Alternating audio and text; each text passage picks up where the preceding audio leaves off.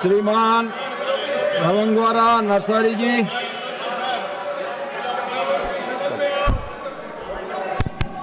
श्रीमान भवंगवारा नरवारी जी।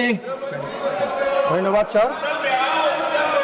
मेरा जो विषय है, demand to operate the All India Radio station Kokrajhar as a full fledged radio station.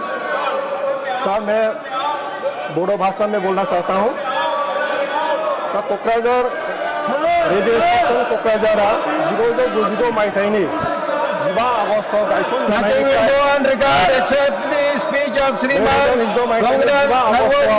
नैजिस्नि बोसोर जागासिनो आसामाव गासै 19टा रेडियो स्टेशन दङ। बेनि गेजेरावहाय क'क्राझारा बर' रावजों फोसावजानाय मोनसे फुल फ्लेजेड रेडियो स्टेशन। सार गायसनजेननायनिफ्रायनो बे रेडियो स्टेशननिफ्राय बर' रावजों रादाब, मेथाइ, थुनलाइ सावरायनाय बायदिसिना फोसावबोदों आरो दिनैसिम फोसावगासिनो दङ। सार 1992 मायथाइनि 15 आगष्टआव गायसनजानायनिफ्राय बे रेडियो स्टेशनाव मोननै सेक्सन सोलिबोदों। बे प्रधान सेक्सन आरो इन्जिनियारिं सेक्सन।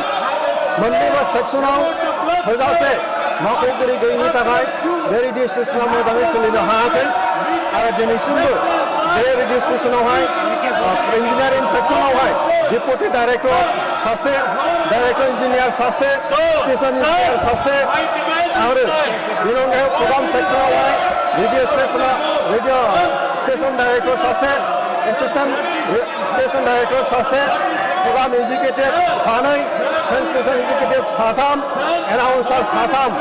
बे गासैबो मावख'गिरिफ्रा दिनैसिमबो सुफुंजायाखै, जायनि थाखाय बे स्टेशना मोजाङै सोलिनो हायाखै। सार आथिखालावहाय बे ट्रान्समिसनावहाय फुंनि बाहागोआव 4 बाजिनिफ्राय 10 रिंगानिफ्राय 10 रिंगासिम इभिनिं ट्रान्समिसनखौ सोलियो आरो 4 रिंगानिफ्राय 10:30 रिंगासिम फोसावगासिनो दङ। सार क'क्राझार आकाशबाणीखौ आबुं महर होनानै सामलायनो थांखि गायसनदोंब्लाबो दिनैसिमबो नांगौ बायदि मावख'गिरि मासिखौ सुफुंनाय जायासै, जायनि थाखाय बे स्टेशना